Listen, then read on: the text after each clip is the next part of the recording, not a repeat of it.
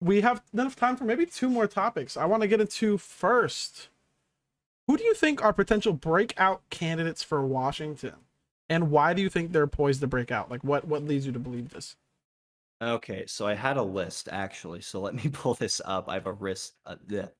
list, a wrist A written out, lisp. a lisp.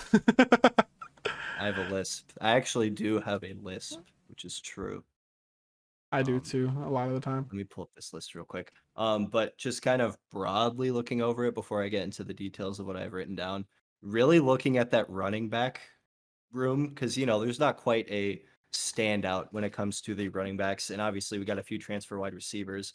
But starting up front with the O line, I have MJ Ale for sure taking a step forward. I have that whole line. I mean, they're all going to take a step forward this year. Obviously, really good in the run game, run blocking. Pass pro was something definitely to be desired. They were still solid, but obviously Dylan Moore's bailed them out of a lot of tough situations there. I think with that whole unit coming back and them all getting the chance to play together is going to be very beneficial. And I think you're going to see those guys towards the bottom of that starting five, Ale especially, really going to make that jump. Um, I mean, he's a big dude. He's like, what, 360? I think like 6'5". Dude is absolutely massive. And this isn't me being biased. Like, I went to high school with the guy. He's a great dude. I root for him all the time. But I really do think just looking at the last year was his first experience really starting on that O line and the development he's going to be able to make in that whole line in general. I think they're going to be one of the top offensive line units in the entire country this next year. And that's not just me being a UW fan. I mean, you look at the fundamentals, you look at the size, it's all there. And I think with the experience that they're bringing back and the fact that they all play together, it's just, I mean, it's going to be good. And then kind of for the backfield, I have, some of these younger guys. I have Caleb Berry definitely stand out, could get some playing time next year. I mean, Pleasant's really going to take the charge for that running back room next year. So you're going to look at a lot of those running back two, running back three options to pick up the slack a little bit. Not that Pleasant is not going to get it done, obviously, but looking at those guys, maybe third down backs, take some reps off of Pleasant so he's not just dying every single game. You're going to look at Caleb Berry for sure, freshman from Texas coming in. He looked pretty good during spring ball. I mean, he is a guy that actually I don't know if we saw a lot of him during spring ball, but just from the limited amount of things that we have been able to see from him, and he's got good size. He's an athletic kid. You're also looking at Javeon Sunday, also another Texas running back. I mean, this room's loaded, and I think these young guys are really going to get a chance to shine. I also think for tight end, you think Otten obviously is going to be your starting tight end, but when you're running the ball, doing all this play action stuff, there's a lot of chances for a second tight end to get involved, and I think that's where you're going to see. Oh gosh, I lost it. I had it going. I was rolling there for a second. It was pretty impressive. So you're talking Um, about getting into the run game, especially with, I don't think many people expect like a 40-50 pass a game type team from Washington this year. Oh, no, definitely not, which is especially where you're gonna have to see these tight ends and running backs really stand out, and you're gonna have to be versatile. That's why I think, it's gonna be most obvious in those two positions, and the offensive line obviously as well, already a solid, running unit, and they're only gonna get better just from playing together. I think at tight end, you're going to see a lot of, excuse me, Devin Culp, I think is going to get involved. Um, big, strong kid. You're going to see Quentin Moore, especially, I think is going to be the go-to tight end two option for Washington. I mean, he's the transfer from Independence Community College. He's a local kid, coming back to his home school. But I mean, another big physical kid that can get done in the run game. And I wouldn't be surprised if you see him catching a few passes next year, really getting involved in the pass game as well. You're going to have a lot of teams who send, their best safety, their most athletic linebacker on Kate Otten just because of what he can do, right? So it's going to open up some options for your other tight ends to get free. Yeah, I think when it comes to Oregon, there's a few breakout candidates. One of them would be a running back as well, but he did get injured recently. Sean Dollars, the running back who was supposed to be, I think most people expected him to be the second back behind CJ Verdell. I still Yeah. think by the end of the year he might take Verdell's job. Like Yeah. in the limited time I've seen Sean Dollars, I haven't seen anybody, not Husky fans who hate Oregon, not basically any fan out west who all hate Oregon. I haven't seen not one of them say anything bad about Sean Dollars. I think everybody is pretty much in agreement that he's going to be a really good running back. And Mhm. I'm excited to see him play. And I don't know, do you think Noah Sewell would classify as a breakout player, or did he break out last year in the short spurts he played? I would say he would qualify as a breakout player. So then I think we have our two other breakout candidates would be playing the same position, inside linebacker. Noah Yeah. Sewell, and obviously the one everyone's been waiting to see, Justin Flo. Mhm. Noah Sewell and Justin Flo are going to be a force this year. I know there's some experienced guys ahead of Flo right now, and Sewell's probably going to start, but Flo might not to start off the year. I just Mhm. think there's just too much talent to hold a guy like Justin Flo off the field for that long. He's going to Yeah. play somewhere. Somebody's going to get moved so Flo gets on that field. He's too good not to. And then Mhm. outside of them, those are pretty obvious names. Flo and Sewell, yeah, big name recruits. Obviously, a lot of people thought Flo was one of the more purely raw, talented linebackers we've seen in a while. For And sure. Sewell showed what he could do a little bit last year. He's still got room to grow, but he showed what he could do. Troy Franklin, we have a deep wide receiver room, but Troy Franklin out of Washington, thanks Washington. Mhm. Troy Franklin could end up, I think, passing a lot of veteran receivers on his team. He's really Mhm. impressed. He impressed me during the spring game. All the little clips I've seen from practices and from people who were at practices who I talked to, Troy Franklin looks to be every bit of that ranking he got out of high school, which with one of the ranking companies giving him 5 stars, and I think he could posit it up to a 4 star. He might have got. Did he get his 5th star? Do you remember? I don't remember off the top of my head, no. Let me see if I can find it. But yeah, I mean, he's looking to live up to that. Like Oregon hasn't had a wide receiver room as talented as it is now in Mhm. so long. But apparently Troy Franklin is just like he is what you would expect, if not 5 star, a fringe 5 star wide receiver to be. And he plays a lot like, I don't know if you watched a lot of Marquise Lee. He Mhm. reminds me so much of Marquise Lee. That that burst, man, it's something that's gonna be fun to watch, and we haven't seen something like that in a long time at Oregon. Mhm. Yeah, for sure. And again, I'm not super like off the top of my head, I'm not super familiar, but like Flo is definitely a name that came up in a lot of conversations, even between me and you, right? And I think you're right that a lot of people are just looking to those guys to make a big move on an Oregon team that's already got a lot of attention on them. You know what I mean? Yeah. And correction, I said I don't know why I said Troy Franklin from Washington. No, he's from California, but he was at Washington was one of the main teams pushing for him. It was a Washington Oregon battle as well. There was a few other Yeah, schools involved, but Washington and Oregon were battling for him for the most part. Washington, yeah. some people I guess in Washington thought they were going to flip him to end the year, but Mhm. didn't work out that way. And he's on Oregon's roster. So, what do you think is going to happen with this playoffs? Do you think it goes to 12? Oh, it definitely goes to 12. I It's think it does. it's going I all the think way to 12. yeah, people are begging for it at this point. I mean, you see so many people like just theorizing about it and so much attention's going into it on a national level. I think you're going to see 12 teams going into the playoff, and I'm interested to see how that pans out, especially for the Pac 12, who predominantly only has one team really in that conversation every year. Now you're looking at potentially a second, maybe even a third team squeaking in, depending on how, you know, good those outside looking in teams are going to be. With one team guaranteed pretty much making it every year. After talking to Yeah. Mark Rogers, he said pretty much every year there would have been a Pac-12 team in. Hmm. And so, how do you feel with the given past couple years? If there was 12 teams this year, who would be your picks to make it for the Pac-12? Pac-12, I mean, it's Do going you to be the think two one teams would in the make it, or championship two game. team make it, or what do you think happens? Realistically, I think the Pac-12 champion gets in and that's it. Ideally, the two teams playing in the Pac-12 championship or, maybe like the Washington Oregon game kind of deciding who gets in from the north, you could see those two teams, if there are two teams at the Pac-12 with only one loss, maybe two, I think you could squeak in. I think you're going to get the conference champ. And this year, obviously, I think the conference champ is going to be Washington, like, because that's me and I'm a Husky fan. So obviously, I'm going to have that opinion. Um, but you're going to look at a Washington getting in, and I'm pretty sure you're going to see that second team, whether it be Oregon after that game or whoever wins the South getting in. I really like not as realistic as just the one, but I could really see it happening. Yeah, I would really love to see that too. Like, I know there's a few people like Andrew Percival who argue heavily against expanding the playoffs, but like at this point, what is keeping fans interested? Because like when you're a fan of a major team and you lose one game, well, you're dang near out of the playoffs. So the Yeah. casual fan, like me and you, obviously, we're still gonna watch the games. We love our teams. Yeah.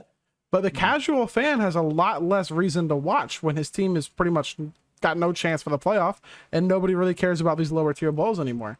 And rightfully so. Like I don't think players going into the draft should play these low tier bowl games. But if your best players aren't playing, why would you care about that bowl game anymore? Exactly. There's no reason for the fans to care. So why, like, what's the reason? Like, if you're amazing, now if you like a small team and you're an alumni from there, then you're probably going to be a diehard if you like that team. If you like a North Texas, a UNLV, a FAU, like, you're not going to be a casual fan. There aren't casual fans of those teams, Mhm. and you need the casual fan for ratings wise. You like the casual fan is a necessity. We may not It all makes like up the casual majority fans. of the viewer base, Makes up 'cause it's vast just such a big majority of the viewer majority. base. Yeah. And when you lose one game and you pretty much eliminate that casual fan, it kills a lot of the atmosphere. Oregon's had an Yeah. issue keeping students in the student section. Well, once we lose one game, they're like, well, dang, we can't make the playoff. Yeah. And the student section, sorry to break it to you guys, is not the diehard fan anymore. Student section's a casual fan. Yeah.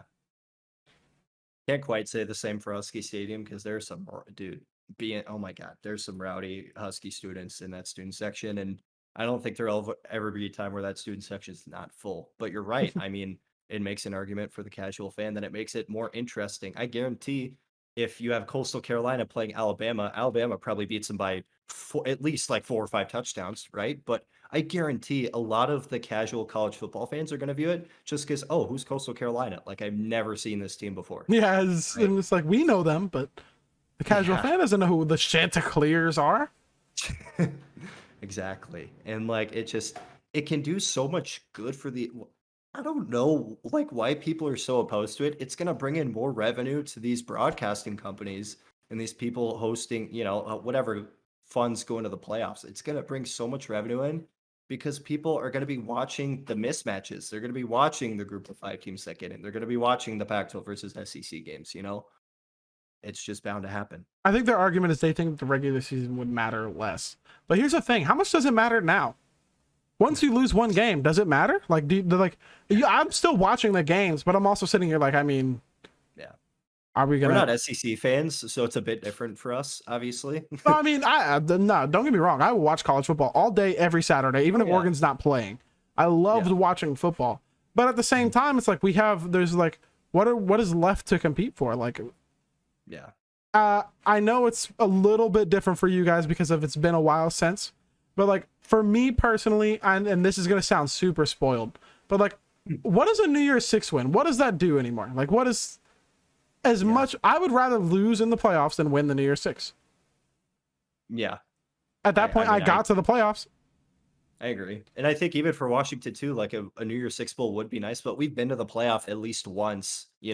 That's not the peak of our program, right? Like hmm we obviously want to strive for, and I think most fans would agree we want a New Year's Six win over, or excuse me, we want a playoff win over a New Year's Six win. Sorry. Yeah, and I Um, think the only reason I said like it might be a little different for you guys is because I think a New Year's Six one would be really big for your like marketing in a sense, marketing towards oh, recruits for and stuff. marketing, yeah, for sure. It'd be big, but it But a New like Year's Six as win for us is like, okay, you did that already. Do something else. yeah.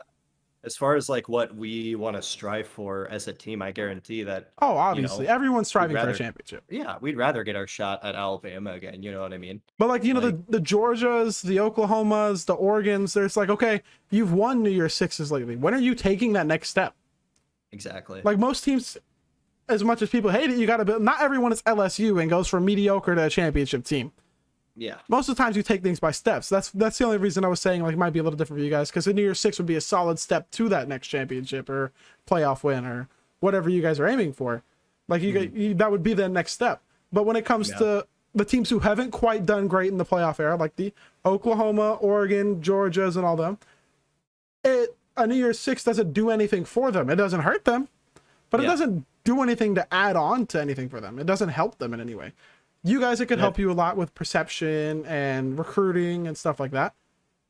but it's still a stepping stone at this point. Like, Yeah, what it's a is stepping stone. And then once we get that New Year's Six win, we're thrown into that category with you guys. If we're competing for, getting in the playoff every year, we squeak in every couple of years, and then Mhm. what? Like, and especially there's this thing coming out with the playoff where they're talking about playing, like doing the playoff, like the first few rounds of the playoff first, and then setting up, the semifinals and then the New Year's Six bowls and all that, which I think is also a great idea because it's kind of like, I don't want to say placement bowl games, but it kind of, gives that, okay, we've given it our shot at the national championship, and now we can put all of our effort into this bowl game that still means a decent amount to us because it's a New Year's Six bowl, you know what I mean? in a perfect world to me, if injuries weren't a thing and if the NFL draft wasn't like a thing that was looming over players going into these playoffs and stuff like that, Yeah. the playoffs would be decided after bowl games. Yeah. Who's in the playoffs would be decided because it would keep the bowl games important, keep Yeah. the regular season important. Because then if you look, okay, well, we need a really good season in case we lose our bowl game against a really good team. Or like, we need to win this bowl game because we lost to so-and-so in the regular season. Then be able to bracket it. But that's not a realistic option unless you shorten season, which that's not going to happen. No. Yeah, that's never going to happen. So like, and 12, honestly, my thought would have been like, could you not do the playoffs after bowl season if you moved, like they're moving up the things to week 0 instead of where week 1 was? If they do the 12 team. So why not do that and do a 8-team playoff or a 6-team playoff after the bowls if you move it up a week like you did and move the bowls up? I know everyone likes the New Year's 6 bowls being on New Year's, but it's not how stuff works anymore. Yeah, I just think that it's more realistic for the bowl games to be like those bowl games to be set up after the playoff. I think it's much Yeah, it's more obviously more realistic. realistic. And it still gives, I mean, not that the bowl games, because you're still gonna have people holding out for the draft. You're gonna have people worried about injuries and all It's gonna that. happen. But it makes it so that, maybe those bowl games are closer matchups. Maybe it makes more interesting matchups, and maybe their teams, like, I don't know. There's a whole selection process that's going to go into that if the 12-team playoff does happen, because that's most likely what's going to happen from what I'm kind of seeing on Twitter and stuff. So we'll just have to wait and see. But I think the 12-team playoff overall is going to do really well, going to do good for college football. I really do. And to be a devil's advocate in a sense, Oh, for boy. those who think a 12-team playoff is going to bring parity, it's not. Like, for the Pac-12, let's just say there's a 12-team playoff. Oregon would have 5 playoff appearances. The rest of the Pac-12, I think the most would be 2. Because I think Huskies what, had 3? Yeah. Yeah, so like Alabama would still have more than the rest of the SEC. Oklahoma would still have way more than the rest of the Big 12. Ohio State would still have way more than the rest of the Big 10. So it's not going to bring as, I think it helps a lot, but it's not bringing as much parity as some people are arguing. Yeah. Like, it's still going to be the same teams. You think there's going to be an upset here, there, whatever, like say this year, Washington, say Michigan was at their peak, not Michigan, the team's going to get this year. A Washington team beating a Michigan on a normal year is going to be an upset because talent-wise wouldn't stack up. Oregon and Ohio State would be an upset because talent-wise we don't stack Oregon, up. Ohio State Yeah, exactly. That's why I was doing them both. I wasn't digging at y'all. Hey, No. I appreciate the representation. I really do. I really do. So yeah, it's just like upsets are gonna happen, but I don't know if people are like hopelessly thinking it's gonna be like a norm for there to be an upset every year, but I don't think that's gonna be realistic. Yeah, no, and but once every 5 years, there's going to be that one game. There's going to be a group of 5 And we're gonna team that talk wins about game it and, forever. and we're going to talk about it for the rest of time. App And State's that gonna beat one Michigan. game- That's a narrative I'd love to see. I'm sure Michigan would find any way out of that or reseeding in any way they could, because that story would just write itself before the App game's State, even no, played. Michigan's bracket would include App State, and then their next bracket would include Oregon for the same 2007 season. App State then Oregon. Oh my god. That would be Michigan would like bow out of the playoffs. Be like, we're good. Nah, thanks. Statue of Liberty, anyone? Yeah. Oh, that I don't care what team you're a fan of. That is one of the most beautiful plays ever. Oh my gosh, dude. It was that game so was so beautiful. He just said, I don't know how. and then- Like, I've played on a football field when a Statue of Liberty was ran. How do you fall for that? I mean, it is.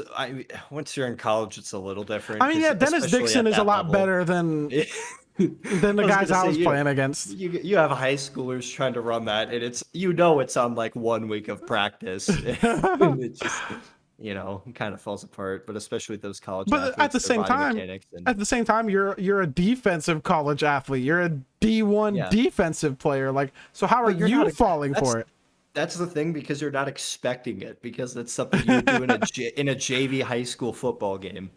And that's pretty much what that era of Oregon was built on. It's just like, you ain't expecting this, so we're finna do it. Like, it's just like, what's the Exactly. dumbest play you can draw up? Chip Kelly was like, sounds like a genius idea. Let's just run it. We used to run this play in a little league. Obviously, it was little league. It might have been the goofiest play I've ever seen anybody do in college, or not college. Oh my god, in football at any level. It was a 2-point play, and what would happen is the quarterback would take the ball under center, and he'd hike it, and he'd fake a handoff. He'd run like 8 yards backwards and just throw it behind his head, and there would be a mob of people in the end zone trying to grab at it. The fuck? It worked. That was the sad part. I know when I was in high school, our high school coach tried to pull Oregon's playbook. Like, he would watch the Oregon games and watch their plays and try and like use that. Well, because like we play Lakeland and Lakeland out talents us by a lot. hmm So he was trying to find any way, and we haven't beat Lakeland, but Yeah. we've made it more competitive with Lakeland. So I mean, maybe it's working a little bit. Yeah. But My I literally, like, I was talking to his son one time, and he's like, "Yeah, he tries to copy Oregon's playbook," and I was like, "He does?" And he's like, "Yeah." My high school was quite the opposite. We went so old and traditional that we ran wing T. It was so ancient that everybody forgot how to play defense against it, and it worked. Wing T. See, nah, you go to run that in Florida, and they're just gonna run you over. Like, what? They're like, Oh, yeah, "What are no. you running?" Like, what is Yeah, this? that's okay. So here's a bit of a story for you, and this might be a little relevant because of I'm gonna use the name drop here that's gonna be kind of a buzzword, a mecca, right? Mecha Egbuka. Yes. That was kind of the theory everybody in the state was thinking when we went to play them, because Silicon was on this absolute rampage through our league, and we were doing good on our side and stuff, and we played them for the league title. And, like they're obviously a spread, like very, very modern style football team, offense, all this stuff. And we like we won the game because we did like wing T trick plays where like we had our athlete quarterback like do a reverse fly sweep halfback pass type deal and all this other stuff. Your And it was quarterback just played running back in college, didn't he? no, he was it's a long story with him, but he was looking to play like safety. Yeah, You know? I figured it wasn't quarterback. With the So, offense yeah, y'all were running, it wasn't I mean, quarterback. he had the build of a quarterback or wide receiver or safety, but dude was like an all-state sprinter and all that. Like, is just freakish athlete. I really hate when old heads try and say like old football teams would dominate modern ones. Like, no, it's the other way around, my guy. Like, what's that defense gonna do when they see like three crossing routes come on the middle of the field and it's like, hold up. I'm sorry, you're gonna tell me that like a lineman from the 1950s is gonna block Aaron Donald one-on-one? Bro, like, There's no way you I'm can make that genuinely argument. convinced college teams from now would beat pro teams back then. I could see it. I could definitely see it. Who the fuck on those offensive lines is guarding Kayvon Thibodeau? No one. Who's getting Nobody. open on, say, Trent McDuffie? No, literally no one, dude. Like, Or who's Penei Sewell in Oregon? Who is gonna like even line up? Like, who's lining up at that spot? Like, who are we putting there? those guys never got bigger than like what 230. And they were like 5'9". I'm sorry, dude. There's no way. People are like, oh, the rules were different. They were tougher. It's They like, were yeah, tougher, but yeah. Until you run into Justin Flows, like until you run into muscled somebody out, literally twice your size. Sean Oakman yeah, no. comes out on the field and it's like, hold up. you can be tough all you want, but I'm about 100 pounds heavier than you, and about They'd go to try to throw a clothesline. They'd get caught in midair by these football players, dude. In the modern era, like, there's no way. the Sewell family is beating a professional team from back then. You know, it's sad. Philip Rivers would line up with all 80 of his children, kids. and they would beat. Who wins, the Sewell family or the Breeze family? The Breeze family's all 8s. Yeah, I don't know. Close one. I'm taking the under though. I'm just gonna take the under. Taking the under. Who would play quarterback for the Sewell family? Is that like Panay. Like, It'd just be Wildcat, dude. Like, come on. You don't need to do anything fancy. Neffy, nah, their dad, Gabriel Senior, just sitting there, hey, throwing that ball up. Who's getting like? Let's be real. Who's getting past Panay? If it's like a 5-on-5 type thing, you know, Panay's the only one off guard. Who is easy money? Yeah. Drew Brees would probably send his kids out too. He wouldn't even be playing. Drew Brees would be like, my knee hurts. You guys got it. I'm retired. This isn't me anymore. I'm retired from the Thanksgiving games too. I don't know if y'all realize what I meant when I said I was No, retired. when I retired from football, I retired from all of football. Unless you want me to talk about it, then I'll take a few $1 million. I mean, yeah, who wouldn't take that deal? Shit. I'm doing it for free. Well, yeah, there you go. Me too. JTT coming soon. That decision, hopefully, because he's visiting Oregon when? This weekend? This weekend, yeah. So that we're getting closer to that. Bama next weekend. I really think just because visit science, I really think it's going to be between Bama and Oregon in the end. I don't think it's that way now. But yeah. I know Ohio State is everyone's favorite, but I just have a really strong feeling with the visits. Like visits, especially those two schools. Those are two visits that sway a lot of things. Yeah, for anybody that's not a Bama fan, like Bama being at the end is really not a good like thing for anybody. For anybody, because it's kind of like, oh, that's the one freshest in your mind, and all those national championships and the branding, and that's how we landed like, Kayvon over Alabama. Is we got the last visit. Yeah, it really does. Like, it's a real thing. That's like, why. That's what psychology of it. I was talking to some Washington fans on Twitter about it, and I was like, I like our odds, and they're like, oh, there's no reason for you to like our odds. And I was like, strictly the visit date. And they're like, the visit date means nothing. I was like, it doesn't mean nothing. It does more than people think. And I think, I still think Washington has a pretty good chance from what it sounds like. You know, his parents are tweeting about how good it was, and he seemed to have a good time, and a lot of people are saying good things about it. But even just it being the first one, it's going to be the oldest in his memory. It's, that's what I thought. That's what I even told you. I said that, like, even if you guys had a good chance, the first visit is a bad sign. It is a bad sign. And I think just because it's the hometown and the fact, I don't know, all that playing into it, it's not going to be as stale in his mind, but it's still not good when you're going up against Bama in the last week of the recruiting. The factor that could help Oregon and Washington is that he doesn't have to decide until July 1st. Yeah. So he could take this visit the 25th, and he could still get back to Oregon or Washington on an unofficial. He really could. And that, I mean, if you take your unofficial to any of those schools again, it's kind of like, okay, like. Well, unless he unofficials both Oregon and Washington again. True, which could very well happen. Didn't he do both in the same weekend? I thought he did. Or was it one weekend and the other weekend? I think it was one weekend and the other weekend. I'm pretty sure. Yeah, so he could very well end up at both Oregon and Washington again before he decides after these visits. Yeah. Mm-hmm. So it's still anybody's guess. Yeah. I don't think a lot of people give USC a shot. When was their visit? Right after yours? I'm pretty positive it was. Oh, so yeah, they really don't have much of a shot. Early visit, not close enough for a quick unofficial. Yeah. And they weren't leading or anything to begin with. Yeah. So it's really a 4-horse race, eh? Yeah, I'd say so. JTT, come to Oregon. I love you. Come to Washington, please, for my sanity. Otherwise, I'll never be able to go on Twitter ever again. Don't worry, when Josh Connerly commits to Oregon, it's really going to be tough. Dude, he's going to be a dog. Like that, I'm so confident in that. I really am. I'm so confident in that one. But he wants to play offensive line in the NFL. Like, he doesn't want to go play in the CFL. Dude.